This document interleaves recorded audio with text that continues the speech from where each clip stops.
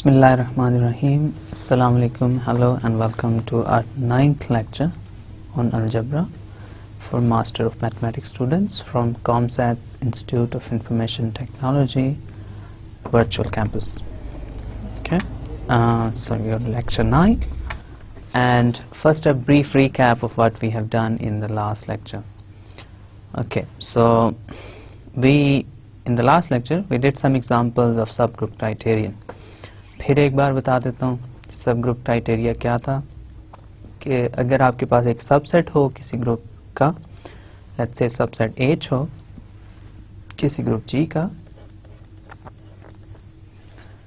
तो हम अगर ये प्रूव करना चाह रहे हैं कि क्या H G का सब ग्रुप भी है या नहीं, तो हमें जस्ट ये कंडीशन चेक करनी है, A B इनवर्स जो है वो भी H में होना चाहिए for all A B in H.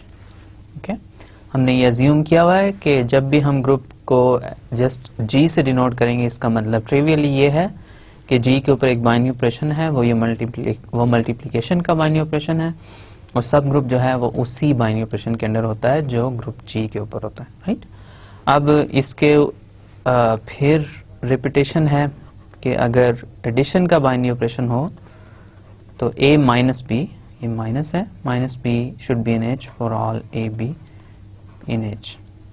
यहाँ पे रिमेंबर ये दोनों कंडीशंस नहीं चेक करनी, एक कंडीशन है, ये है अगर एडिशन का बाइनरी ऑपरेशन हो, ठीक है, और अगर मल्टीप्लिकेशन का बाइनरी ऑपरेशन हो तो फिर ये चेक करनी, ठीक है.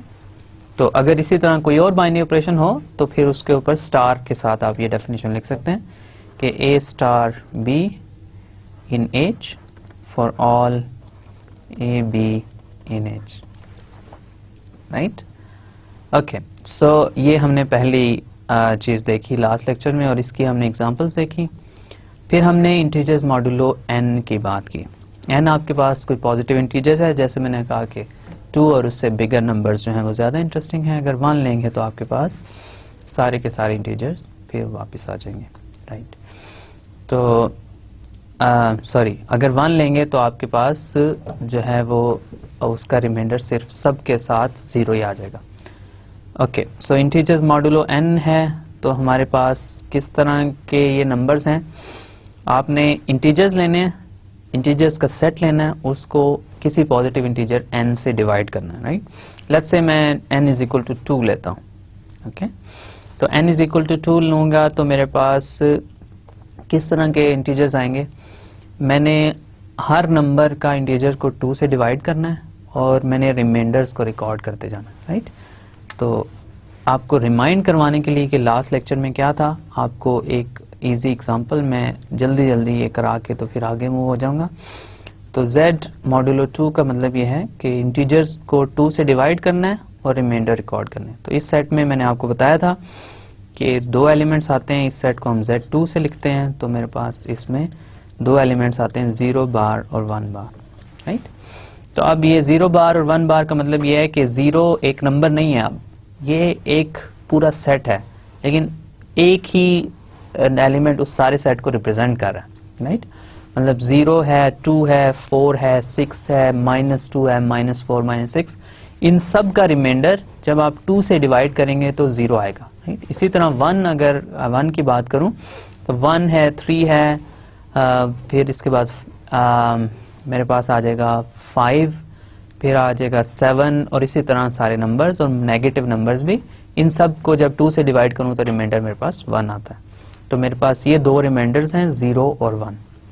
राइट, सो Z2 में यही 2 एलिमेंट्स आएंगे, लेकिन ये 2 एलिमेंट्स नहीं है, ये 2, इनके ऊपर बार लगाने का मतलब ये है कि ये बहुत सारे और एलिमेंट्स को रिप्रेजेंट कर रहे हैं.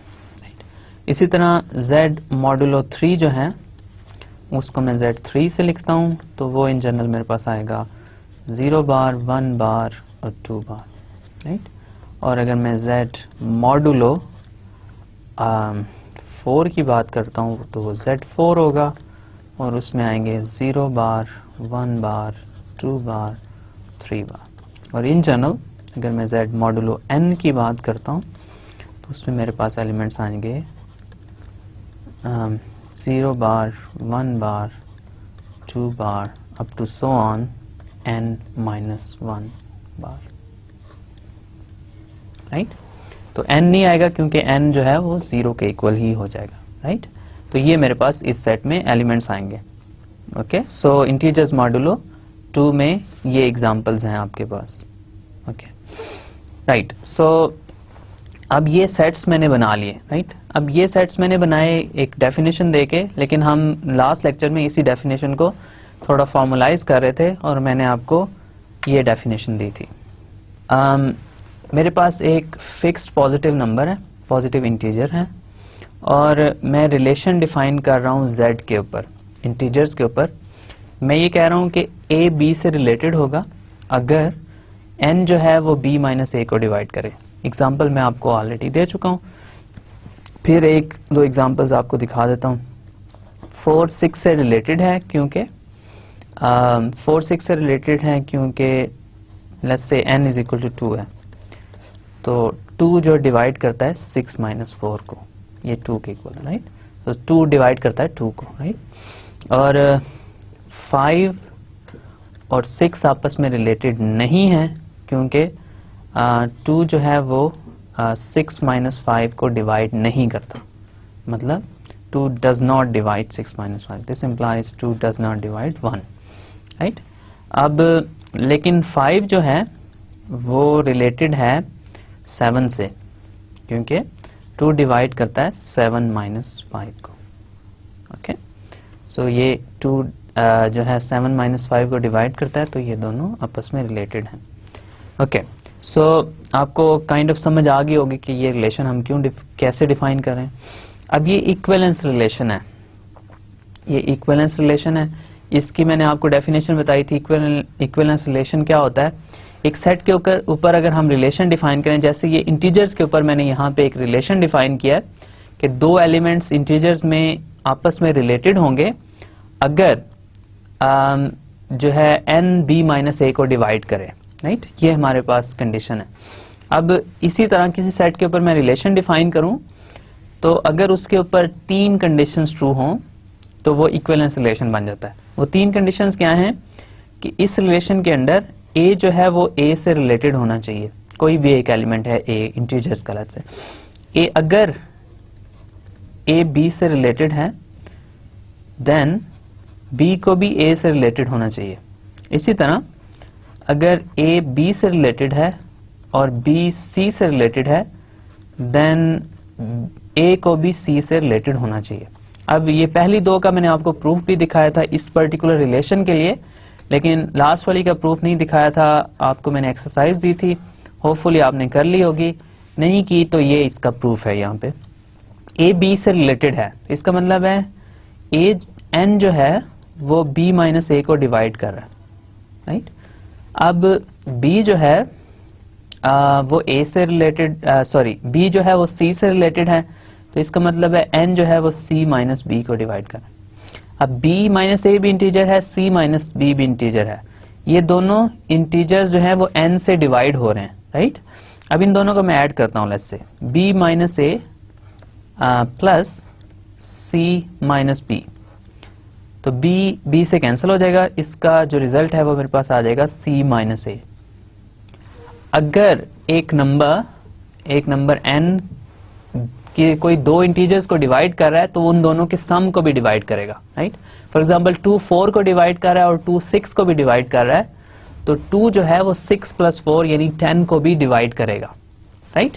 तो जब एक इंटीजर एक number integer positive integer let's say n कोई से दो इंटीजर्स को डिवाइड करेगा तो वो उन दोनों के सम को भी डिवाइड करेगा। तो n जो है वो b माइनस a को भी डिवाइड कर रहा है, n जो है वो c माइनस b को भी डिवाइड कर रहा है, तो इसका मतलब है ये इन दोनों के सम को भी डिवाइड करेगा, राइट। सो दिस इम्प्लाइज, ये प्लीज आप लिख लीजिएगा जब ये प्रूफ आप करें तो इसमें ये रीजन होनी चाहिए कि अगर एक पॉजिटिव इंटीजर दो इंटीजर्स को डिवाइड कर रहा हो, लेट्स से यहाँ पे b माइनस a और c माइनस b, तो वो उन दोनों के सम को भी डिवाइड करेगा, राइट। तो इसका मतलब ये हुआ कि n जो है वो c माइनस a को भी डिवाइड करेगा। तो इसका मतलब ये है कि a is related to c by definition. यही डेफिनेशन हमारे रिलेशन की। ओके, सो ये हमारे पास ट्रांजिटिविटी का भी प्रूफ मैंने आपको दे दिया, ऑल्दो ये आपकी एक एक्सरसाइज थी। तो अब हमारे पास हमने ये प्रूव कर दिया कि ये रिलेशन जो है ये इक्विवेलेंस रिलेशन है।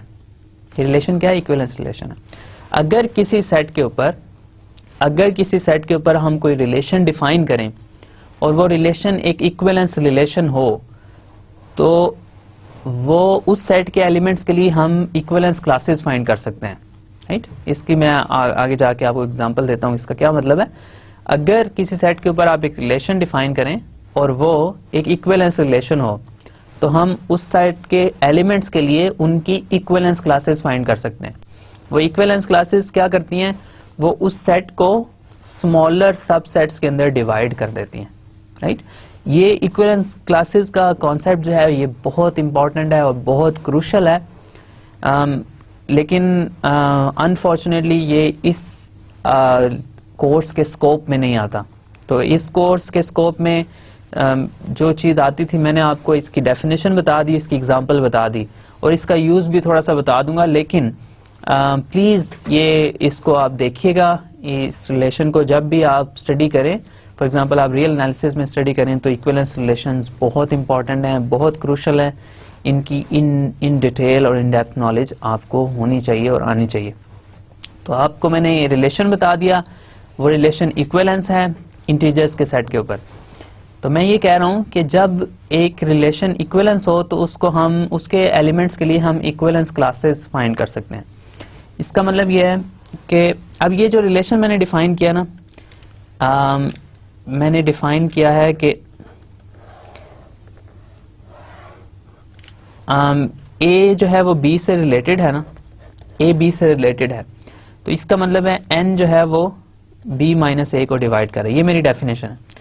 इसी बात का एक और मतलब भी है। इस बात का ये मतलब है कि ए जो है वो बी के कॉन्ग्रेंट है मॉड एन, राइट? इसका मतलब क्या हुआ? अब ये कॉन्ग्रेंस जो है ये अगेन एक नंबर थ्योरी का बहुत क्रूशल इंपॉर्टेंट कॉन्सेप्ट है। कॉन्ग्रेंस का वही मतलब होता है जो इस रिलेशन का मतलब है। अगर हम ये कहें कि A is congruent to B, इस ये रिलेशन तीन जो लाइंस मैंने लगाई हैं, इसका मतलब है कॉन्ग्रेंस। ठीक है, ये आपका नंबर थ्योरी का कॉन्सेप्ट है। Okay, right. अब ये कॉन्ग्रेंस जो है इसका मतलब ये होता है कि अगर कोई आपको कहे कि A is congruent to B mod n, इसका मतलब ये है कि n जो है वो B माइनस A को डिवाइड कर रहा है। इसका सिंपल सा मतलब ये है, राइट? ऑफ कोर्स इसकी फिर आगे इन डेप्थ नॉलेज है कि ये हम क्यों लेते हैं, क्यों यूज करते हैं और इसकी एप्लीकेशंस क्या हैं। लेकिन हमारे लिए ये इनफ है कि अगर हम लिखें A is congruent to B mod n, तो इसका मतलब ये है कि n should divide B minus A। Okay, अब ये इस चीज का क्या मतलब है? अब इसको मैं कॉन्ग्रेंस को थोड़ा सा मजीद एक्सप्लेन कर देता हूं। मैं अगर ये कहूं कि 2 इज कॉन्ग्रेंट टू 3 मॉड 2, तो क्या ये ट्रू है? क्वेश्चन मार्क है।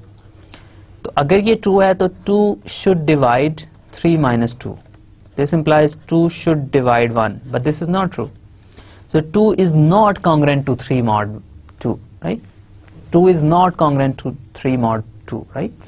So congruence का मतलब ये है कि A is congruent to B mod n if and only if n divides B minus A, right? So ये सिंपल सी डेफिनेशन है congruence की। congruence की डेफिनेशन हमने यहाँ पे दे दी है। यही रिलेशन जो है जो हमने डिफाइन किया था, A is related to B if and only if n divides B minus A, ये एक्चुअली हमारे पास कॉन्ग्रेंस का रिलेशन है, राइट? सो ये आपका एक नंबर थ्योरी का रिलेशन है जो हम नंबर्स के ऊपर यूज कर रहे हैं, यहाँ पे हमने डिफाइन किया, राइट?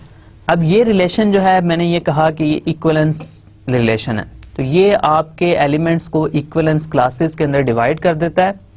इक्विवेलेंस क्लासेस ये करती हैं कि आपका जो बिगर सेट होता है जिसके ऊपर आपने रिलेशन डिफाइन किया है, उसको स्मॉलर क्लासेस जिसको हम इक्विवेलेंस क्लासेस कहते हैं उनके अंदर डिवाइड कर देती है। फॉर एग्जांपल आपने ये लिया कि z के ऊपर आपने रिलेशन डिफाइन किया, ठीक है, और रिलेशन था A is related to B if and only if 2 divides b minus a। ठीक है, अब मेरे पास दो क्लासेस हैं, यहाँ पे दो क्लासेस हैं। पहली क्लास ये है कि 0 बार एक क्लास थी मेरे पास, उसमें मैंने ये नंबर्स रखे थे 0 plus minus 2 plus minus 4 plus minus 6 and up to so on, right. Okay, so 1 बार में मैंने क्या नंबर रखे थे? 1 बार में मैंने नंबर रखे थे plus minus 1 plus minus 3 plus minus 5 plus minus 7 up to so on. अब इन दोनों सेट्स को कंपेयर करें आप, क्या कोई ऐसा इंटीजर है जो इन दोनों सेट्स में मौजूद नहीं है? मैं ये क्लेम कर रहा हूं कि ये जो मेरे पास रिलेशन था a is related to b if and only if 2 divides b minus a, इसने मेरे सेट्स को दो स्मॉलर सेट्स के अंदर डिवाइड कर दिया। अब अगर इन दोनों सेट्स का मैं यूनियन लूं तो मेरे पास ओरिजिनल सेट वापस आ जाता है, राइट। तो ये इक्विवेलेंस रिलेशन जो हैं, इनकी प्रॉपर्टी है कि ये मतलब आपके जो जिस सेट के ऊपर आप इक्विवेलेंस रिलेशन डिफाइन कर रहे हैं उसको स्मॉलर सेट्स के अंदर डिवाइड कर देते हैं। अच्छा, अब ये इस सेट के अंदर क्या ये रिलेशन ट्रू है? ये मतलब ये मैं लिख रहा हूं कि ये इक्विवेलेंस क्लास है, इसका मतलब ये है कि 0 बार के अंदर जितने भी एलिमेंट्स हैं वो आपस में रिलेटेड हैं। इसी तरह 1 बार के अंदर जितने भी एलिमेंट्स हैं वो आपस में रिलेटेड हैं, तभी वो एक इक्विवेलेंस क्लास में आएंगे। अगर वो रिलेटेड नहीं होंगे तो वो उस क्लास में नहीं आ सकते। तो जब मैं कहता हूं कि ये 0 बार की क्लास है, इसका मतलब ये है कि इस क्लास के अंदर जितने भी एलिमेंट्स आ रहे हैं वो सब के सब आपस में रिलेटेड हैं।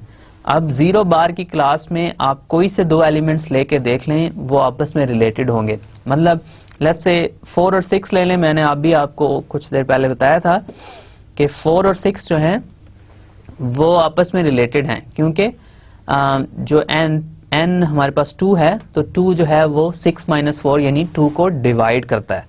इसी तरह आप कोई से और एलिमेंट्स लेके देखें तो 0 बार के जितने भी एलिमेंट्स हैं वो आपस में रिलेटेड होंगे, 1 बार के जितने भी एलिमेंट्स हैं वो आपस में रिलेटेड होंगे, लेकिन 0 बार और 1 बार के एलिमेंट्स आपस में रिलेटेड नहीं होंगे।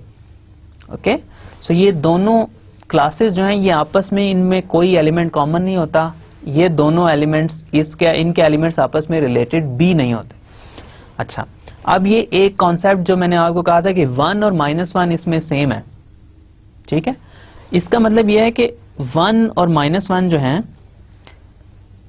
इसका प्रिसाइज मतलब यह है कि 1 इज कॉन्ग्रेंट टू -1 mod 2। क्या ये ट्रू है? ये हम चेक करना चाह रहे हैं। ये ट्रू होगा if 2 divides -1 -1, so if 2 divides -2, ये तो ट्रू है, 2 -2 को डिवाइड करता है, राइट। तो अब इस रिलेशन के तहत जो कांग्रेंस रिलेशन, और इसको पहले मैं स्टार्ट में आपको समझाने के लिए, आसान बनाने के लिए मैं आपको ये बताया कि ये इसमें हो क्या रहा है। एक्चुअल में क्या हो रहा है? एक्चुअल में ये हो रहा है कि आप नंबर्स जो इंटीजर्स हैं उनको डिवाइड करते हैं n पे, और आपके पास जो रिमाइंडर आता है उसको आप रिकॉर्ड कर लेते हैं। बस यही चीज हम इसमें रिकॉर्ड कर रहे हैं, राइट। तो ये इस रिलेशन के तहत 1 और -1 सेम है। तो अब आपको ये क्लियर हो जाना चाहिए कि Z2 के अंदर 2 ही डिस्टिंक्ट एलिमेंट्स आ रहे हैं बस, राइट। Z2 जो सेट है उसके अंदर 2 ही डिस्टिंक्ट एलिमेंट आ रहे हैं, वो 0 और 1 है। 0 अब एक इक्विवेलेंस क्लास है, 1 भी एक इक्विवेलेंस क्लास है, इसलिए हमने उसके ऊपर एक बार लगा दी है। इसी तरह Z3 के अंदर 3 एलिमेंट्स आ रहे हैं, 0, 1 और 2। अब 0 भी एक इक्विवेलेंस क्लास है, 1 भी एक इक्विवेलेंस क्लास है और 2 भी एक इक्विवेलेंस क्लास है, राइट। सो ये मतलब है मेरा, जब हम बार लगा रहे थे तो इसकी ये प्रिसाइज डेफिनेशन है। मुझे आइडिया है कि मैंने आपको शायद इनफ इंफॉर्मेशन नहीं दी इक्विवेलेंस क्लासेस की और इक्विवेलेंस रिलेशंस की, लेकिन मुझे जितनी हमें जरूरत थी उतनी मैंने आपको इंफॉर्मेशन प्रोवाइड कर दी। आप प्लीज इसके बारे में जरूर मजीद स्टडी कीजिएगा, ये बहुत इंपॉर्टेंट रिलेशंस हैं। आगे जाके मजीद मुझे इसकी जरूरत पड़ेगी इक्विवेलेंस क्लासेस और इक्विवेलेंस रिलेशंस की, तो अगर वहाँ पे फिजिबल हुआ तो मैं आपको इसकी मजीद नॉलेज दे दूंगा इक्विवेलेंस क्लासेस और इक्विवेलेंस रिलेशंस की। तो फिलहाल आपके लिए ये इनफ है जितनी इंफॉर्मेशन मैंने आपको प्रोवाइड की। सो बेसिकली आपको मैं ये समझाना चाह रहा था कि Z2 के अंदर 2 एलिमेंट्स कैसे आ रहे हैं और Z3 के अंदर सिर्फ 3 एलिमेंट्स कैसे आ रहे हैं। इसके अलावा ये इक्विवेलेंस क्लासेस और इक्विवेलेंस रिलेशन का यहाँ पे इतना यूज नहीं है, तो आगे हम ये कभी भी यूज नहीं करेंगे शायद कि ये इक्विवेलेंस रिलेशन है हमारा, तो इसलिए ये ट्रू है। ये हम जब भी हम इंटीजर्स मॉडुलो n की थ्योरी हम स्टडी करेंगे तो इसमें हम इस इक्विवेलेंस रिलेशन की बात नहीं करेंगे, क्योंकि इसके बगैर ही हमारा जो है वो सारी की सारी थ्योरी वर्क करती है। लेकिन ऑफ कोर्स बैक एंड पे ये ट्रू है कि ये इक्विवेलेंस क्लासेस हैं, ये इक्विवेलेंस रिलेशन है, तभी ये सब कुछ पॉसिबल हुआ है। तो होपफुली आपको थोड़ा क्लियर हो गया होगा कि हमारे पास Z2 क्या है, Z3 क्या है, Z4 क्या है, Zn क्या है, उसकी मैथमेटिकल डेफिनेशन क्या है, और ये भी आपको क्लियर हो गया होगा कि रियल टर्म में उसका मतलब क्या है। तो ये इक्विवेलेंस क्लास की डेफिनेशन लिखी हुई है, अगर आप इसको देखना चाहें तो इस इक्विवेलेंस क्लास जो A की है, जैसे 0 की है, उसमें सारे एलिमेंट्स आ रहे हैं, कौन से 0 और उसके सारे मल्टीपल्स, 0 और फिर मल्टीपल्स ऑफ n, राइट, उसमें ऐड हो रहे हैं 0 और n जो है वो 2 है, तो 0 और उसमें मल्टीपल ऑफ n ऐड हो रहा है तो +2 हो रहा है, राइट। फिर उसमें एक और मल्टीपल ऑफ n ऐड करें तो 2 × 2 हो रहा है उसमें, फिर 0 और उसमें 3 × 2 हो रहा है, तो मल्टीपल्स ऑफ 2 ऐड हो रहे हैं। ये सारे के सारे इस इक्विवेलेंस क्लास में आ रहे हैं, ये आपने ऑलरेडी देखा हुआ है, तो ये कोई नई बात नहीं है। तो होपफुली आपको ये चीज़ें क्लियर हो गई होंगी। अगर आपको इसमें मज़ीद कोई कन्फ्यूजन्स हो तो ऑफ कोर्स आप कांटेक्ट कर सकते हैं इसकी डिटेल्स के लिए, और इंशाल्लाह आपको कुछ लेक्चर नोट्स भी प्रोवाइड करेंगे, तो उसमें मैं इस कॉन्सेप्ट को मज़ीद क्लियरली डिफाइन कर दूंगा, राइट। ओके, सो हमारे पास इस सारी इंफॉर्मेशन का क्रक्स जो है वो जो हमें चाहिए उसकी तरफ हम मूव करते हैं, राइट। इस सारी इंफॉर्मेशन से हमें सेट्स चाहिए। सेट्स कौन से चाहिए? मुझे Zn चाहिए, बस ये सेट चाहिए मुझे। और अगर आपको इसका नॉलेज है कि ये Zn कैसे बन रहा है, this is enough for me, okay. तो Zn में मेरे पास किस तरह के एलिमेंट्स हैं? मेरे पास 0 बार है, 1 बार है, 2 बार है, और सो ऑन n-1 बार है, राइट। सो ये सारे यही एलिमेंट्स हैं, n एलिमेंट्स हैं Zn के अंदर, राइट। हमेशा Zn के अंदर n ही एलिमेंट्स आएंगे, राइट। अब ये एक मेरे पास सेट है, एक नया सेट है, राइट, एक फाइनाइट एलिमेंट्स का सेट है, ओके। अब आप ये कहेंगे कि ये सेट तो आप इंटीजर्स में भी ले सकते थे, आपने इंटीजर्स में सेट ले लिया 0, 1, 2 और मे बी 5 तक, अगर आप Z5 लेना चाह रहे हैं, 0 ले लिया, 1 ले लिया, 2 ले लिया, अप टू 5 ले लिया, ठीक है। अब अगर ये सेट पे इंटीजर्स में से लूं और इसके ऊपर इंटीजर्स की एडिशन डिफाइन करूं, तो ये सेट मेरे किसी ग्रुप थ्योरी में मेरे किसी यूज का नहीं है, क्योंकि ये थोड़ी सी हम डिस्कशन से हट रहे हैं, लेकिन जस्ट आपको एक आइडिया देने के लिए कि क्यों हम इस सारी थ्योरी में गए हैं। अगर मैं सिर्फ Z5 नहीं, मुझे इसे लिखना चाहिए, एक फाइनाइट सेट लूं 0, 1, 2, 3, 4, 5, ये Z के अंदर एक सेट है, right. So Z sort of 6 elements का ये सेट है। अब मैं इसको ग्रुप बनाना चाहता हूँ, ये मेरा आइडिया है कि मैं ग्रुप बनाना चाहता हूँ। ग्रुप थ्योरी में स्टडी कर रहा हूँ, तो ग्रुप की एग्जांपल्स मैं कंस्ट्रक्ट कर रहा हूँ, राइट।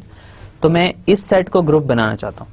अब अगर एडिशन का ही एक पॉसिबल बाइनरी ऑपरेशन है, अदरवाइज कोई और बाइनरी ऑपरेशन जैसे मल्टीप्लिकेशन लूँ तो इंटीजर्स ग्रुप नहीं बनते। तो अब ये सबसेट है, तो इसके ऊपर भी एडिशन का बाइनरी ऑपरेशन। अब इसमें प्रॉब्लम ये है कि अगर मैं 3 को 4 में ऐड करूं तो मेरे पास 7 आ जाता है।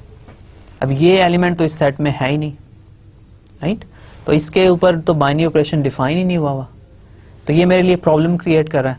आप ये प्रूव कर सकते हैं, अपने आप को कन्विंस कर सकते हैं, अगर प्रूव नहीं भी कर सकते, कि आप इंटीजर्स में कोई भी फाइनाइट सेट लें, आइडेंटिटी एलिमेंट के अलावा कोई भी फाइनाइट सेट लें, वो ग्रुप नहीं बनाएगा, राइट। तो इसका मतलब है फाइनाइट सेट जो ग्रुप्स हैं वो ढूंढने के लिए हमें एफर्ट करनी पड़ रही है। हमें हमारा ये क्वेश्चन है और ये इंटरेस्टिंग क्वेश्चन है, हम इसका आंसर लेना चाहेंगे कि हम 1 एलिमेंट का ग्रुप होता है, अगर होता है वो क्या होता है, 2 एलिमेंट्स का ग्रुप है तो वो क्या होता है, 3 एलिमेंट्स का अगर ग्रुप लें तो वो कैसा होता है, उसकी मतलब उसको हम विजुअलाइज कर सकते हैं या नहीं। अभी तक जितने भी हमने ग्रुप स्टडी किए सबका हमें स्ट्रक्चर पता है, लेकिन फाइनाइट ग्रुप्स की अगर बात करें तो हमें वो पता ही नहीं कि उसमें एलिमेंट्स क्या है। हमने लिख दिया ई है, ए है, बी है। ए बी क्या है, हम क्या ले सकते हैं ए और बी की जगह पे। तो मतलब ये इसको हम फॉर्मुलाइज करने के लिए फाइनाइट ग्रुप्स की कोई कंक्रीट एग्जांपल्स फाइंड करने के लिए हमने ये सारी थ्योरी की है। अब हमने सेट तो फाइंड कर लिए, ये फाइनाइट सेट्स है। अब इन सेट्स के ऊपर हमने कोई बाइनरी ऑपरेशन भी डिफाइन करना है, कोई ऐसा बाइनरी ऑपरेशन डिफाइन करना है जो एक्चुअली ग्रुप बना दे, क्योंकि यही हमारी सारी एफर्ट का रिजल्ट है। अगर ये ग्रुप नहीं बनाएगा तो हमारी एफर्ट जो है वो फेल हो जाएगी, हमें इस सारा कुछ करने की जरूरत नहीं थी, राइट। तो मैंने सेट दिया Zn, इसके ऊपर एक बाइनरी ऑपरेशन मैं डिफाइन करता हूँ एडिशन का और एक मल्टीप्लिकेशन का। मैं देखता हूँ कि क्या ये सबसे पहले क्या ये बाइनरी ऑपरेशन है, और फिर उसके बाद मैं ये चेक करना चाहूंगा कि क्या ये बाइनरी ऑपरेशन और ये सेट दोनों मिलके एक ग्रुप बनाते हैं या नहीं, राइट। सो ये मेरा गोल है। ओके, सो मेरे पास Zn है, इसको मैं आपको एक स्मॉल सेट के ऊपर एक्सप्लेन करने की कोशिश करता हूँ, फिर मैं इस जनरल सेट के ऊपर भी आपको बता देता हूँ। तो मेरे पास ये सेट है, लेट्स से Z2, मेरे पास 2 एलिमेंट्स हैं, 0 बार और 1 बार। इजी है। अब मैं कहता हूँ कि इन दोनों को अगर आपने ऐड करना है ना, ऐड इस तरह करना है कि A बार और B बार को ऐड करने का मतलब ये है कि A और B को ऐड करें और फिर उनके ऊपर बार अप्लाई करें। मतलब ये कि A और B 2 एलिमेंट्स हैं, लेट्स से 0 बार और 1 बार को ऐड करो। तो क्या करना है, 0 को ऐड करना है 1 में और फिर उसके ऊपर बार अप्लाई करना है।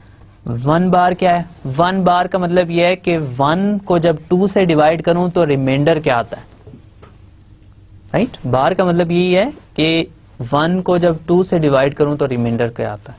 तो 1 को 2 से डिवाइड करूं तो रिमाइंडर आता है 1, ओके। और इस साइड पे भी अगर आप देखना चाहें तो 0 बार प्लस 1 बार जो है वो भी 1 है, राइट। सो 1 ऑफ कोर्स बार है दोनों साइडों पे और ऑल दैट थिंग्स, ठीक है।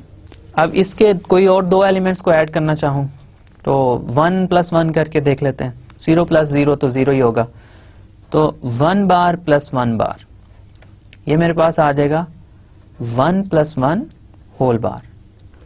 ये डेफिनेशन है एडिशन की, एडिशन की डेफिनेशन यूज कर रहे हैं, ओके। सो ये राइट हैंड साइड पे मेरे पास आ गया 2 बार, ओके। अब 2 बार मेरे पास क्या है, 2 को जब डिवाइड करूं 2 पे तो रिमाइंडर क्या आएगा, ये 0 है, राइट। अब इस साइड पे क्या आ रहा है, इस साइड पे भी 2 बार आ रहा है, वो भी 0 है। तो इसका मतलब ये है कि ये इन दोनों 2 एलिमेंट्स को जब मैं ऐड करता हूं तो मेरे पास एक और एलिमेंट इसी सेट का आता है। कोई से 2 एलिमेंट्स ऐड करूंगा इस सेट के तो एलिमेंट इसी सेट का आएगा, राइट। मैंने बाइनरी ऑपरेशन डिफाइन करने की कोशिश कर रहा हूं। बाइनरी ऑपरेशन डिफाइन करने की कोशिश करने का मतलब यह है कि जब मैं 2 एलिमेंट्स इस सेट के अंदर लूं और उनके ऊपर बाइनरी ऑपरेशन डिफाइन करूं, अप्लाई करूं, तो जो रिजल्ट है वो भी इसी सेट में आए। इसके साथ साथ वो रिजल्ट जो है वो एक ही नंबर आए, एक से ज्यादा ना आ जाए, राइट। तो जब 2 एलिमेंट्स को ऐड करेंगे तो नंबर तो एक ही आएगा कि, लेकिन क्या वो इस सेट के अंदर आएगा। तो ये जो मॉडुलो हमने डिफाइन किया है, इसने हमें ये गारंटी दी है कि जब भी 2 एलिमेंट्स हम इस सेट के अंदर लेंगे तो रिजल्ट भी इसी सेट के अंदर आएगा, राइट। तो इस गारंटी के लिए हमने ये सारी एफर्ट की है कि जब 2 एलिमेंट्स हम इस सेट के अंदर लें तो हमारे पास जो रिजल्ट है वो भी इसी सेट में आए। अब इसको Z3 के ऊपर मैं अप्लाई करके और फिर मल्टीप्लिकेशन को भी मैं थोड़ी सी आपको इलेबोरेट करता हूं कि क्या हो रहा है, राइट। अब Z3 ले लें। Z3 अगर आप लेंगे तो आपके पास होगा Z3 है, लेट्स से सेट है हमारे पास, ठीक है। अब इसके ऊपर एडिशन आपने डिफाइन की हुई है। एडिशन मॉड्यूल और सेट है आपके पास, इसमें 3 एलिमेंट्स हैं और 2 बार। अब एडिशन हम इसके ऊपर कैसे डिफाइन कर रहे हैं, 2 एलिमेंट्स को ऐड करूं तो ये एडिशन हमने डिफाइन किया इसमें, मतलब a bar plus b bar is a plus b whole bar, right. तो हमने ये देखना है कि क्या इस एडिशन के अंदर कोई से 2 एलिमेंट्स लूं इस सेट के अंदर तो क्या रिजल्ट इसी सेट में आता है या नहीं आता। तो मैं कोई से 2 एलिमेंट्स लेता हूं, आपको सब एलिमेंट्स के लिए ट्राई करना चाहिए, लेकिन मैं कुछ नॉन ट्रिवियल के लिए ट्राई करता हूं। 1 बार प्लस 2 बार जो है वो है 3 बार। 3 बार क्या है, 0 है, राइट, क्योंकि आपके पास 3 मॉडुलो 3 इज 0, राइट। सो ये वापस इस सेट में आ गया। इसके अलावा अगर मैं लूं 2 बार प्लस 2 बार तो मेरे पास आ जाएगा 4 बार। 4 बार क्या है, 4 को जब 3 से डिवाइड करूं रिमाइंडर आएगा 1, तो ये फिर उसी सेट में आ गया। ओके, तो इसका मतलब ये हुआ कि कोई से 2 एलिमेंट्स मैं इस सेट में लूं तो उनका रिजल्ट भी इसी सेट में आएगा, राइट। इस ऑपरेशन के अंदर कोई से 2 एलिमेंट्स मैं इस सेट में लूं तो उनका जो सम है वो भी इसी सेट में आएगा, सम को जैसे हमने यहां पे डिफाइन किया उसके तहत, राइट। तो मैंने आपको पिछली स्लाइड पे यही कहा था, हमें ये गारंटी लेनी है कि इस सेट के ऊपर, एक फाइनाइट सेट के ऊपर एक बाइनरी ऑपरेशन हम डिफाइन करें जिसके तहत जब कोई से 2 एलिमेंट्स के ऊपर इस सेट के हम बाइनरी ऑपरेशन डिफाइन करें तो रिजल्ट भी इसी सेट में आए, right. Okay, so in general अगर Zn पे करेंगे आप तो Zn के 2 एलिमेंट्स को ऐड करना चाहें तो Zn में ये एलिमेंट्स हैं 0 bar, 1 bar, 2 bar, up to so on, let's say n-1 bar, right.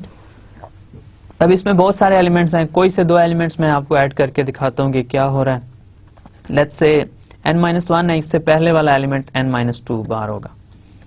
n-2 bar plus n-1 बार, इन दोनों को ऐड करूं तो क्या होगा, n-2 प्लस n-1 बार, राइट। तो इसका मतलब ये है हमारे पास आ रहा है 2n-3 बार, ओके, राइट।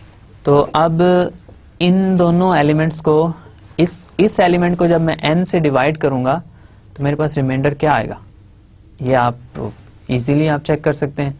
चले मैं आपको एक एलिमेंट्री स्कूल की कैलकुलेशन करके दिखाता हूं। n टाइम्स 2 तो ये 2n है, माइनस प्लस 3, राइट। सो मेरे पास आ जाएगा, इस सारे का रिमाइंडर आ जाएगा 3, तो 3 वापस इस सेट में मौजूद है। कोई से 2 एलिमेंट्स इस सेट में लेंगे, उनको जब सम करेंगे तो उनका सम भी इसी सेट में आएगा। ये हमारा एम था और यही एम हमने अचीव कर लिया कि जब कोई से 2 एलिमेंट्स इस सेट में लेंगे तो उनका रिजल्ट सम भी इसी सेट में आएगा। अच्छा, अब प्रोडक्ट की थोड़ी सी बात कर लेते हैं। प्रोडक्ट को चले मैं Z3 पे डिफाइन करने की कोशिश करता हूं। एडिशन एक बाइनरी ऑपरेशन बन चुका है, रिमेंबर हमने 2 एलिमेंट्स को ऐड किया, उनका रिजल्ट भी इसी सेट में मौजूद है, राइट। और वो रिजल्ट एक ही आया। 2 एलिमेंट्स को ऐड करेंगे आप, ये इंटीजर्स हैं तो इनका रिजल्ट जो है वो डिफरेंट नहीं आ सकता, एक ही आएगा, राइट। तो आपके पास एडिशन इन सब सेट्स Zn के ऊपर बाइनरी ऑपरेशन बन चुका है, राइट। अब हम मल्टीप्लीकेशन की बात करें, हमने एक सेट लिया, उसके ऊपर एक बाइनरी ऑपरेशन हमें मिल गया, राइट। अब एक और बाइनरी ऑपरेशन डिफाइन करने की कोशिश करते हैं, हो सकता है एक से ज्यादा बाइनरी ऑपरेशन मिल जाए, तो एक से ज्यादा बाइनरी ऑपरेशन के तहत वो ग्रुप बन जाए। फॉर एग्जांपल r प्लस भी ग्रुप है, r क्रॉस अंडर मल्टीप्लिकेशन भी ग्रुप है, तो इसी तरह हो सकता है हमें इसके ऊपर एक मल्टीप्लिकेशन का बाइनरी ऑपरेशन भी मिल जाए, राइट। तो हम ये लेते हैं Z3, आपके पास, आपको पता है कौन सा सेट है, ये आपके पास 0 बार है, 1 बार है और 2 बार है। इसके अंदर 2 एलिमेंट्स लेने, तो A बार और B बार को आपस में मल्टीप्लाई करना है। तो इसका बेसिकली मतलब ये है कि आपने ए बी को पहले मल्टीप्लाई करना है और उसके ऊपर बार अप्लाई कर देनी है। ओके, अच्छा, अब इसमें मैं कुछ थोड़ी सी आपको मल्टीप्लिकेशन करके दिखाता हूँ कि क्या हो रहा है। लेट्स से 2 बार को मैं 2 बार से मल्टीप्लाई करता हूँ। ओके, मेरे पास इसका आंसर है 4 बार। ओके, अब 4 बार जो है उसको मैं अगर देखूं तो 4 बार जो है वो क्या है, 4 को 3 से डिवाइड करूं, रिमाइंडर क्या है 1, राइट। तो मेरे पास 2 को 2 से मैंने मल्टीप्लाई किया तो मेरे पास आंसर आ गया 1, जो इसी सेट में मौजूद है, राइट। इसके अलावा अगर कोई मल्टीप्लिकेशन करना चाहें, बाकी सारी मल्टीप्लिकेशन इसमें ट्रिवियल हैं, कोई नॉन ट्रिवियल इसके अलावा मल्टीप्लिकेशन नहीं है। जैसे 1 बार को 2 बार से मल्टीप्लाई करेंगे तो आपके पास आ जाएगा 2 बार। 2 बार ऑलरेडी इसी सेट में मौजूद है। ओके, अच्छा, अब मैं Z4 की बात करके देखता हूं। तो इसका मतलब है Z3 के ऊपर मल्टीप्लिकेशन जो है ये बाइनरी ऑपरेशन बन गया। एग्री? Z3 के ऊपर मल्टीप्लिकेशन जो है वो एक बाइनरी ऑपरेशन बन गया। ओके, सो Z4 की बात करके देखते हैं। Z4 पे हमारे पास एलिमेंट्स हैं 0 बार, 1 बार, 2 बार और 3 बार। अब मैं ये देखना चाह रहा हूं कि ये Z4 जो सेट है, ये इसके ऊपर मल्टीप्लिकेशन अगर मैं डिफाइन करूं तो क्या वो बाइनरी ऑपरेशन बनाएगी या नहीं। तो मल्टीप्लिकेशन उसी तरह डिफाइन है। कोई एलिमेंट्स लेता हूं मैं इस सेट में, लेट्स से 2 बार को मैं मल्टीप्लाई करता हूं 3 बार से, मेरे पास आ जाएगा 2 टाइम्स 3 होल बार। तो ये क्या है, 3 टाइम्स 2 6, 6 बार। तो 6 बार है। 6 बार तो इस सेट में नहीं है, लेकिन 6 बार का मतलब ये है कि 6 को मैं 4 से डिवाइड करूं, रिमाइंडर क्या आएगा। 6 बार जो है वो बेसिकली 2 बार है। तो ये जो है ये Z4 में मौजूद है। इसके अलावा कोई एलिमेंट अगर आप लेके देखना चाहें, 3 बार को 3 बार से मल्टीप्लाई करके देख लें, आपके पास आ जाएगा 9 बार। 9 बार क्या है, 9 को 4 से डिवाइड करूं, रिमाइंडर क्या आएगा, रिमाइंडर आएगा 1। तो ये भी Z4 में, राइट। तो इसका मतलब ये है कि मल्टीप्लिकेशन भी इन सेट्स के ऊपर एक बाइनरी ऑपरेशन बना रही है। जब 2 एलिमेंट्स इन सेट में लूंगा तो उनको आपस में मल्टीप्लाई करूं इस रिलेशन ऑफ मल्टीप्लिकेशन के तहत, तो रिजल्ट भी इसी सेट में आएगा, राइट। तो मल्टीप्लिकेशन भी बाइनरी ऑपरेशन मिल गया Zn के ऊपर, एडिशन भी बाइनरी ऑपरेशन मिल गया Zn के ऊपर, राइट। सो मैंने एक सेट कंस्ट्रक्ट किया और उसमें क्या किया, मैंने इंटीजर्स को n से डिवाइड किया, रिमाइंडर्स को रिकॉर्ड किया, जितने भी रिमाइंडर्स आते गए। तो मैंने फिर ये देखा कि एडिशन जो मैंने डिफाइन की है यहाँ पे, a bar plus b bar is a plus b whole bar, और multiplication a bar times b bar is equal to a b whole bar, ये दोनों जो हैं इस सेट Zn के ऊपर बाइनरी ऑपरेशन है, राइट। तो अगर ये इस सेट के ऊपर बाइनरी ऑपरेशन है तो क्या ये set Zn in binary operation के तहत अंडर बाइनरी ऑपरेशन ग्रुप बनाएगा या नहीं, ये जेन्युइन क्वेश्चन है। आपके पास एक सेट है, आपके पास बाइनरी ऑपरेशन भी है, तो आप ये चेक करना चाह रहे हैं कि क्या ये सेट इस बाइनरी ऑपरेशन के अंदर एक ग्रुप बनाएगा या नहीं। तो इसी डिस्कशन को हम कंटिन्यू करते हैं और सबसे पहले मैं Z2 की बात करता हूं। अब Z2 के ऊपर मैं देखना चाह रहा हूं कि Z2, फर्स्ट मेरी एक्सरसाइज ये है कि Z2 अंडर एडिशन क्या ये ग्रुप है या नहीं, is a group, question mark. अब एडिशन जो है वो कैसे डिफाइन हुई है, वो आपको पता है कि 2 एलिमेंट्स जो हैं वो जब इस सेट में लूं तो लेट्स से 2 ही एलिमेंट्स हैं इस सेट के अंदर, आपको पता है Z2 क्या है, Z2 है आपके पास नॉट बार एंड 1 बार। इस एग्जाम्पल को कंटिन्यू करने से पहले एक छोटी सी नोटेशनल कन्वीनियंस मैं आपको बता देता हूं। असल में ये बार जो है ये हम कुछ देर तो लगाते हैं, लेकिन बाद में आप बुक्स में देखेंगे कि ये बुक्स में बार अपीयर नहीं होगी। ये इसका मतलब ये होता है कि जब भी Z2 हम लिखते हैं तो ये Z मॉडुलो 2 ही होता है और ये अंडरस्टूड होता है कि इन एलिमेंट्स के ऊपर बार मौजूद है। तो आप अक्सर बुक्स में देखेंगे और आगे जाके हम भी इसके ऊपर बार नहीं लगाएंगे, वो सिर्फ 0 1 इसको लिख देते हैं। ये अंडरस्टूड है कि 0 जो है उसका मतलब 0 नहीं है, उसका मतलब ये है कि 0 एक पूरे सेट को रिप्रेजेंट कर रहा है, 1 पूरे सेट को रिप्रेजेंट कर रहा है, लेकिन ये नोटेशनल कन्वीनियंस के लिए हमें बार बार बार ना लिखना पड़े, तो हम इसको कह देते हैं कि ये 0 और 1 ही है। तो जबकि हमें पहले से पता हो कि इसका मतलब क्या है, तो 0 और 1 हम लिखा करेंगे आइंदा से, जब भी हम Z2 को लिखेंगे तो ये बार हम रिमूव कर देंगे। ओके, सो Z2 है हमारे पास, अंडर एडिशन है, ये हम चेक करना चाह रहे हैं क्या ये ग्रुप बनाता है या नहीं। तो अब ये हमने चेक करना है, तो हमारे पास सेट मौजूद है 0 बार और 1 बार। ओके, सो फर्स्ट कंडीशन जो हम चेक करेंगे वो ये है कि क्या ये बाइनरी ऑपरेशन है या नहीं, right. So addition is addition a binary operation on Z2। तो हम पीछे अभी तो चेक करके आए हैं कि एडिशन जो है, पर्टिकुलर एडिशन जो हमने डिफाइन किया A bar plus B bar जो है वो defined by A plus B whole bar, ये हमारे पास बाइनरी ऑपरेशन बनाती है Z2 के ऊपर, राइट। तो ये अभी हमने चेक किया। आप जब आपसे ये पूछा जाए कि Z2 plus is a group, तो आप ये चेक करेंगे कंडीशन ऑफ कोर्स।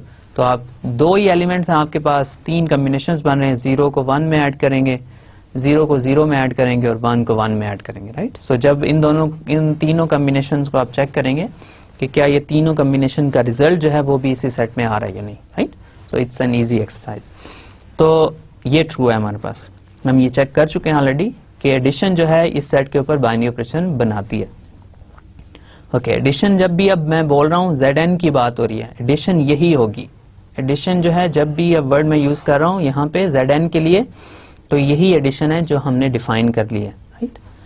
ओके, अब सेकंड कंडीशन ये है,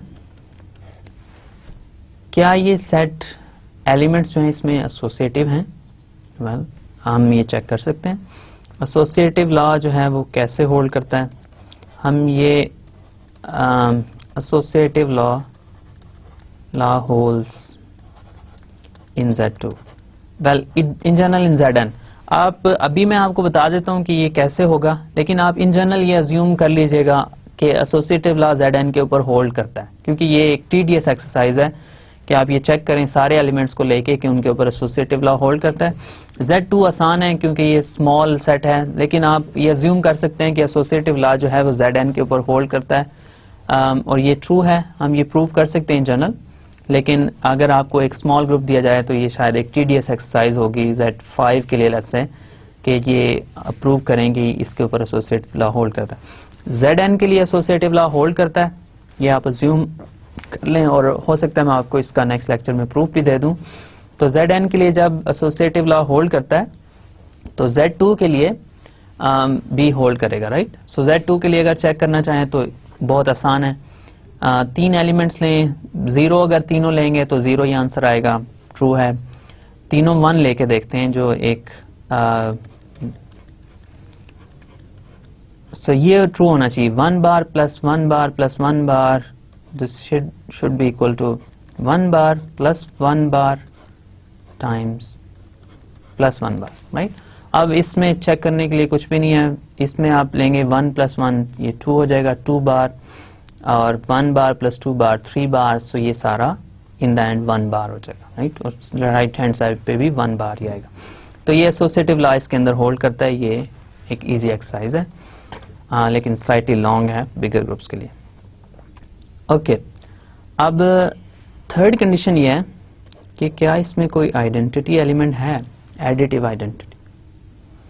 अब ये भी बहुत आसान है इसको देखना कि 0 बार को जब भी मैं किसी भी और एलिमेंट में ऐड करूंगा Z2 के, तो मेरे पास आंसर जो है वो वही एलिमेंट वापस आ जाएगा, ठीक है। A bar plus 0 bar is A bar, right. इसको आप प्रूव करना चाहें तो ये बहुत आसान है, 0 बार प्लस A बार क्या है, A plus 0 plus A whole bar, तो A प्लस 0 को ऐड करेंगे तो A ही आएगा, A बार, राइट। इसका मतलब है 0 बार जो है वो एक आइडेंटिटी एलिमेंट है, तो हमें आइडेंटिटी एलिमेंट भी मिल गया, बाइनरी ऑपरेशन भी क्लोज्ड है, राइट, बाइनरी ऑपरेशन भी मिल गया, एसोसिएटिव लॉ भी मिल गया और आइडेंटिटी एलिमेंट भी मिल गया। एक कंडीशन रह गई, हर एलिमेंट का इन्वर्स मौजूद है या नहीं है, राइट। तो हमारे पास इस सेट में 1 का 0 का इन्वर्स क्या है, 0 एक आइडेंटिटी एलिमेंट है, तो आइडेंटिटी एलिमेंट खुद ही अपना इन्वर्स होता है, 0 बार प्लस 0 बार जो है वो 0 बार है। तो 0 इन्वर्स की फिर डेफिनेशन रिपीट किए देता हूं कि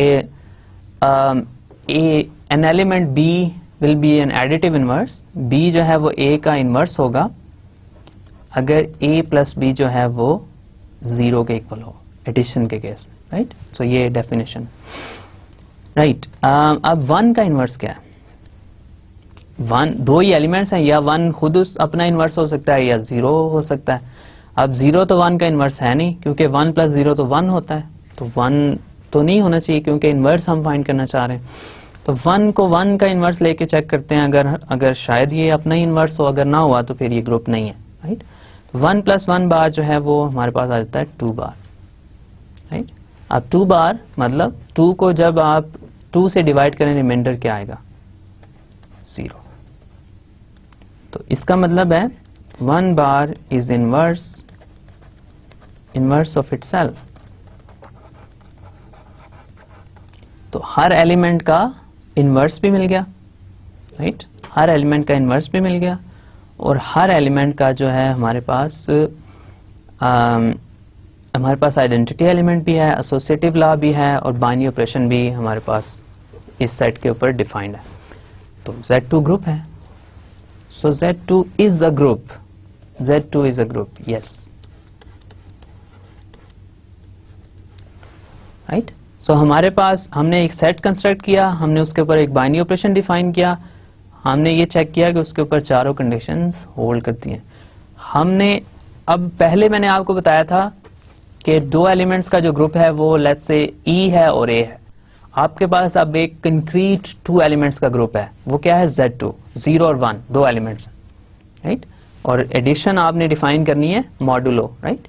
तो जब आपके पास ये Z2 हो विद मॉडुलो एडिशन, तो आपके पास Z2 2 एलिमेंट्स का एक ग्रुप बन जाएगा, राइट। सो ये एक हमें 2 एलिमेंट्स के ग्रुप की एक कंक्रीट एग्जांपल पता चल गई है कि 2 एलिमेंट्स का जो अंडर एडिशन ग्रुप है वो हमारे पास Z2 होता है, राइट।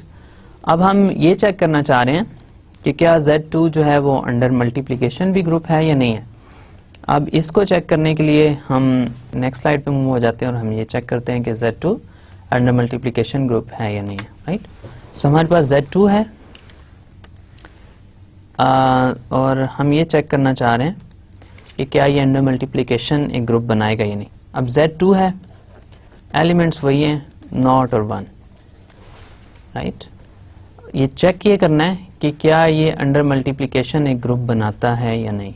अब Z2 को हम चेक करने जा रहे हैं, तो ये 0 1 मैंने लिख दिया, आपको ये क्लियर होना चाहिए, इसका मतलब ये है कि 0 बार और 1 बार, जस्ट नोटेशनल कन्वीनियंस है कि हम इसको बार के बगैर ही लिख देते हैं। चले मैं आपके लिए 0 बार और 1 बार ही फिलहाल लिखता हूँ ताकि आपको आसानी रहे, राइट। सो Z2 है और इसके ऊपर मल्टीप्लिकेशन ऐसे डिफाइन हुई है, A bar times B bar is AB bar.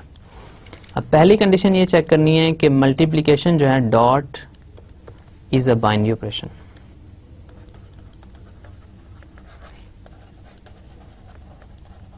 Operation on Z2,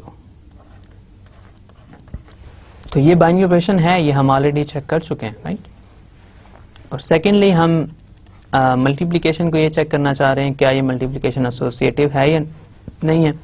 तो ये भी आप एज अ फैक्ट ले लें कि dot is associative on Zn, ठीक है। अब ये डॉट जो है ये एसोसिएटिव है ऑन Zn, ये आप एज अ फैक्ट ले लें। इंशाल्लाह मैं आपको इसका प्रूफ भी नेक्स्ट लेक्चर में दे दूंगा। मैं इस टॉपिक को थोड़ा सा फिनिश करना चाह रहा हूँ आज के लेक्चर में, तो नेक्स्ट लेक्चर में होपफुली मैं आपको इसका प्रूफ भी दे दूंगा कि स्टार Zn पे एसोसिएटिव है। लेकिन जब आप ये एसोसिएटिव है आप Zn के ऊपर, तो आप इसको अज्यूम कर सकते हैं कि किसी भी n के लिए ये एसोसिएटिव है, तो आप इसको एज अ फैक्ट यूज कर लिया करेंगे आप, क्योंकि ये लॉन्ग एक्सरसाइज है। जब भी आपके पास स्मॉल ग्रुप हो तो इजी है। Z2 के लिए आप आसानी से फाइंड कर सकते हैं क्योंकि ये इसमें 2 ही एलिमेंट्स हैं, एसोसिएटिव लॉ चेक करना कोई प्रॉब्लम नहीं है। अच्छा, इसमें आइडेंटिटी एलिमेंट क्या है? आइडेंटिटी एलिमेंट ऐसा एलिमेंट है कि जब हम उसको किसी भी एलिमेंट्स के साथ मल्टीप्लाई करें तो आंसर जो है वही एलिमेंट वापस आ जाए। मतलब हमें एक ई ढूंढना है such that A times E is a, और सिमिलरली ई टाइम्स ए भी ए होगा, right.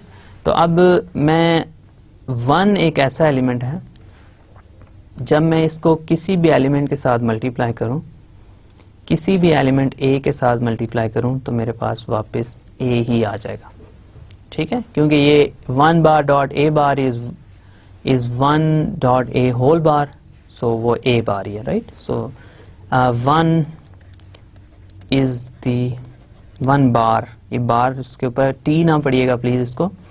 1 bar is the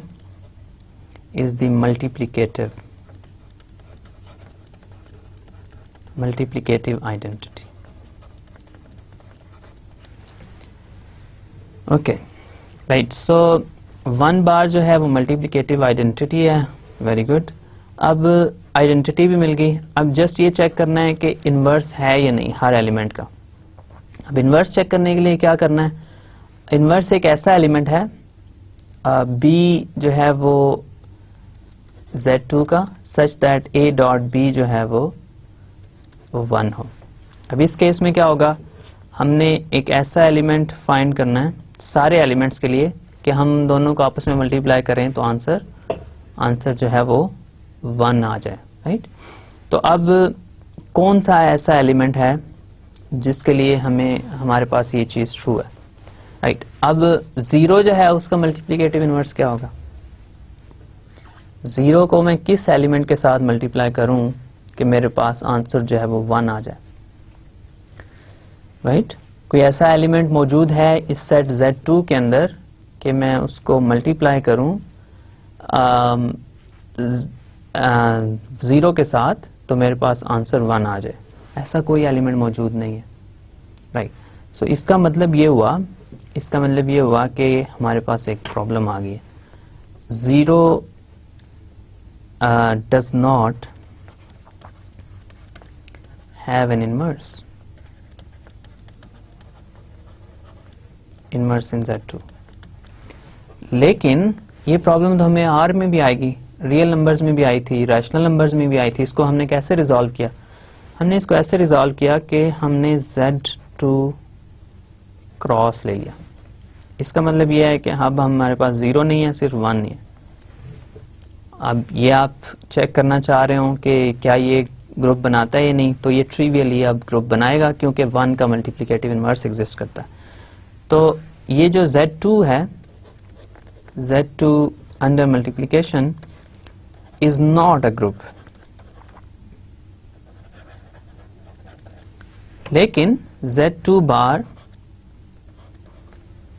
Z2 cross under multiplication is a group,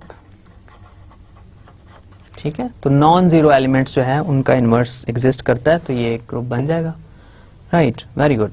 तो अब Z3 की बात करते हैं, फिर हम इस डिस्कशन को क्लोज करेंगे और फिर नेक्स्ट लेक्चर में भी थोड़ी सी इसके ऊपर हमें बात करनी पड़ेगी।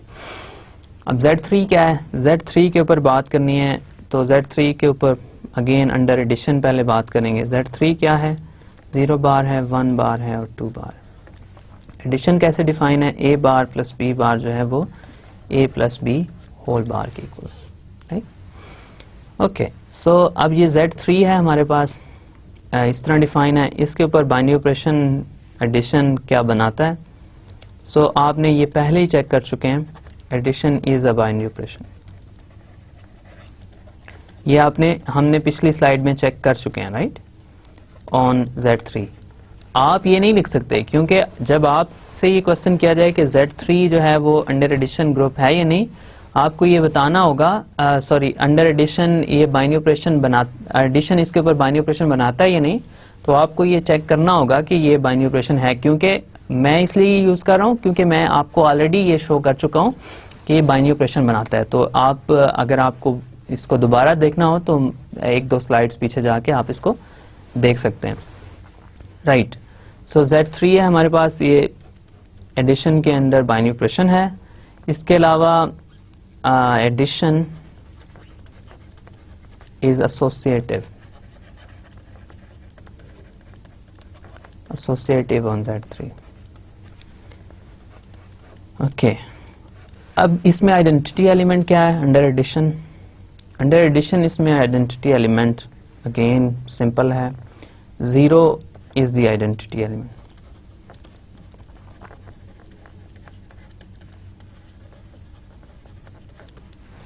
जीरो को किसी भी और एलिमेंट में ऐड करेंगे आप तो आपके पास आंसर 0 ही आएगा।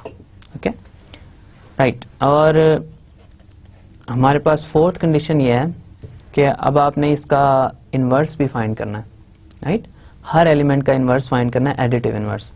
अब 0 का एडिटिव इनवर्स 0 ही है। 1 का एडिटिव इनवर्स जो है वो है 1 का एडिटिव इनवर्स जो है वो 2 है। 1 + 2 बार जो है वो 1 + 2 whole bar, so that's 3 bar, that's 0। 3 को 3 से डिवाइड करना है और रिमाइंडर लेना है। राइट, और 1 का इनवर्स मिल गया। 2 का इनवर्स क्या है? 2 का इनवर्स 1 है, so that's 2 + 1 whole bar, so that's 3 bar and that's 0 bar. Okay, 1 2 का इनवर्स है, 2 1 का इनवर्स है, 0 खुद अपना इनवर्स है। हर एलिमेंट का एडिटिव इनवर्स एग्जिस्ट करता है, तो Z3 जो है वो अंडर एडिशन एक ग्रुप बनाता है। Z3 under addition is a group. Remember, जब भी एडिशन की बात करूंगा मॉडुलो के केस में तो मेरी मुराद ये एडिशन होगी। अगर आप यूजुअल एडिशन लेंगे तो ये ग्रुप कभी नहीं बनाएगा। राइट, तो ये जब भी एडिशन की बात करूंगा तो हमेशा ये मतलब होगा कि ये वाली एडिशन यानी A bar + B bar, A + B whole bar, modulo की बात हो रही है। राइट, ओके, फाइनली आज के लेक्चर के लिए Z3 जो है उसके ऊपर मैं मल्टीप्लिकेशन की बात करता हूँ। Z3 फिर वही एलिमेंट्स हैं, 0 बार, 1 बार, 2 बार। अब इसमें 0 है, 0 का मल्टीप्लिकेटिव इनवर्स कभी भी एग्जिस्ट नहीं करेगा, तो ये अंडर मल्टीप्लिकेशन ग्रुप नहीं बनाएगा। लेकिन हम Z3 क्रॉस जो है वो ले लेते हैं और इसका चेक करते हैं कि क्या ये मल्टीप्लिकेटिव इनवर्स बनाएगा या नहीं बनाएगा, ये ग्रुप बनाएगा या नहीं। अब पहली कंडीशन फिर वही है, मल्टीप्लिकेशन आपको रिमाइंड करवा देता हूं। A bar times B bar जो है उसका मतलब है AB होल बार। रिमेंबर, फिर रिपीट कर देता हूं कि एडिशन और मल्टीप्लिकेशन मॉडुलो होगी। अगर आप यूजुअल एडिशन और मल्टीप्लिकेशन लेंगे इंटीजर्स की तो ये कभी भी ग्रुप नहीं बनाएगा। राइट, ओके, सो पहली कंडीशन ये है कि क्या मल्टीप्लिकेशन जो है dot is a binary operation.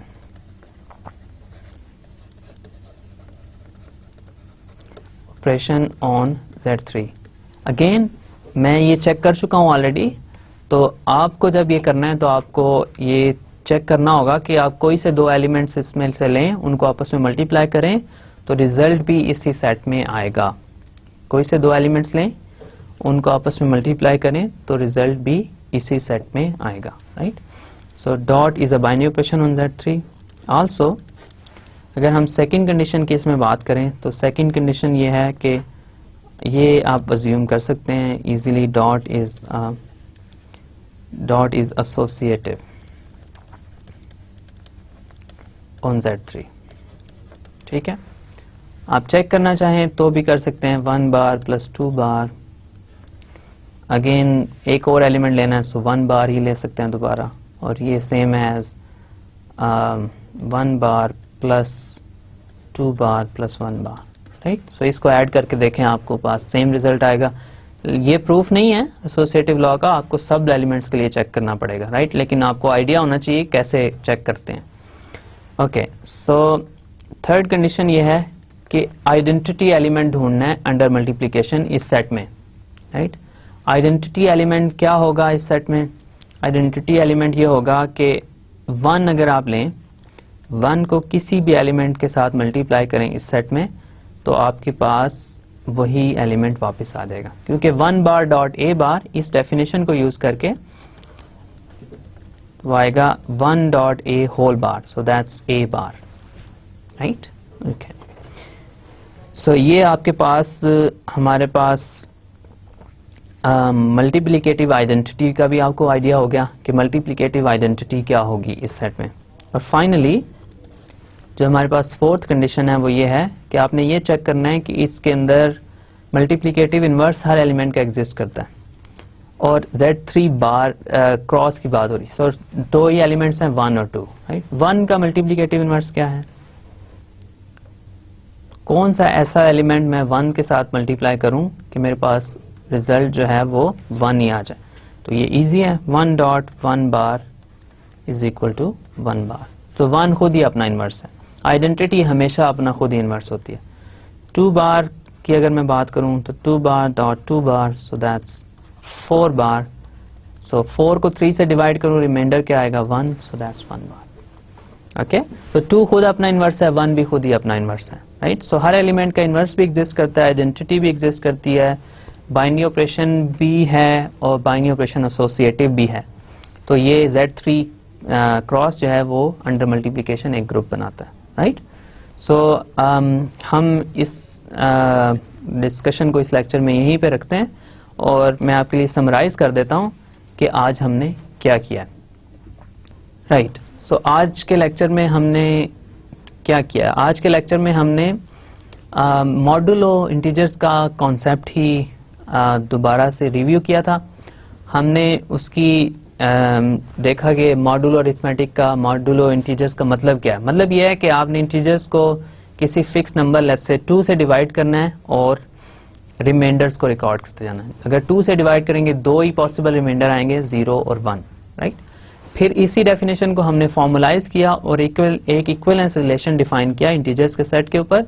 और फिर हमने कहा कि ये इक्विवेलेंस रिलेशन जो है ये एक्चुअली कॉन्ग्रुएंस रिलेशन है और इस कॉन्ग्रुएंस रिलेशन के तहत ये जो हमारे पास इंटीजर्स की जो हम मॉडुलो की डेफिनेशन दे रहे हैं, आई मीन कि हम डेफिनेशन दे रहे हैं कि हमने जो रिमाइंडर्स हैं वो रिकॉर्ड करने हैं। वो बेसिकली उसका मतलब ये है कि हम ये चेक कर रहे हैं कि हम ये कह रहे हैं कि ए बी से रिलेटेड है अगर n जो है वो b माइनस ए को डिवाइड कर रहा है, राइट। सो इसको हमने फॉर्मल किया कॉन्सेप्ट को, फिर इक्विवेलेंस रिलेशन को हमने थोड़ा सा ब्रीफली देखा कि वो क्या होता है। फिर हमने ये कहा कि अब हमारे पास सेट्स तो मिल गए हैं, सेट्स की हमने सेंस बना ली कि ये Zn जो है ये हमारे सेट्स हैं, फाइनाइट नंबर्स के सेट हैं। Zn के अंदर n एलिमेंट्स आएंगे, फॉर एग्जांपल Z3 के अंदर 3 एलिमेंट्स आएंगे, राइट। हमारे पास कुछ फाइनाइट सेट्स आ गए हैं। हमारा क्वेश्चन ये है कि क्या इन फाइनाइट सेट्स को हम ग्रुप बना सकते हैं। फाइनाइट ग्रुप्स हमारे पास बहुत कम नोन है, अभी तक जो हमने कोर्स पढ़ा उसमें फाइनाइट ग्रुप्स हमारे पास बहुत कम थे। तो हमने ये क्वेश्चन किया क्या हम इन फाइनाइट सेट्स को ग्रुप बना सकते हैं। अब इन फाइनाइट सेट्स के ऊपर फिर बाइनरी ऑपरेशन को ही डिफाइन करना पड़ेगा। बाइनरी ऑपरेशन हमने डिफाइन किया इस सेट के ऊपर एडिशन भी और मल्टीप्लिकेशन भी, राइट। हमने ये चेक किया कि Z2 जो है वो अंडर एडिशन जो हमने डिफाइन की मॉडुलो एडिशन उसके अंडर ग्रुप बनाता है। इसी तरह Z3 भी मॉडुलो एडिशन के अंडर ग्रुप बनाता है। हमने ये चेक किया कि Z3 क्रॉस यानी 0 तो अगर रखेंगे सेट में तो वो तो कभी भी ग्रुप नहीं बनाएगा मल्टीप्लिकेशन के अंडर, क्योंकि 0 का मल्टीप्लिकेटिव इनवर्स एग्जिस्ट नहीं करता, राइट। सो Z3 क्रॉस और Z2 क्रॉस दोनों अंडर मल्टीप्लिकेशन ग्रुप बनाते हैं। नेक्स्ट टाइम हम इंशाल्लाह Z4 की थोड़ी बात करेंगे, फिर Zn की बात करके हम ये मॉडुलो इंटीजर्स का टॉपिक जो है इसको क्लोज करेंगे और हम जो इस कोर्स का ग्रुप थ्योरी के कोर्स का समझ लें करक्स है जिसको डिफाइन करने के लिए हम ये सारी चीजें कर रहे हैं और जिसको यूज करके हम ग्रुप थ्योरी को एक वन स्टेटमेंट में आप समझ लें बंद कर देंगे, वो हम कॉन्सेप्ट इंट्रोड्यूस करेंगे और वो कॉन्सेप्ट है परम्यूटेशन ग्रुप्स का। तो नेक्स्ट टाइम इंशाल्लाह मैं आपको परम्यूटेशन ग्रुप्स जो जैसे मैंने कहा मोस्ट क्रूशियल कॉन्सेप्ट जो इस लेक्चर का है वो इंशाल्लाह उसका स्टार्ट करेंगे और फिर हम वो 2-3 लेक्चर तक उसको कंटिन्यू रखेंगे। Okay, thank you very much for your time, and I'll see you again next time.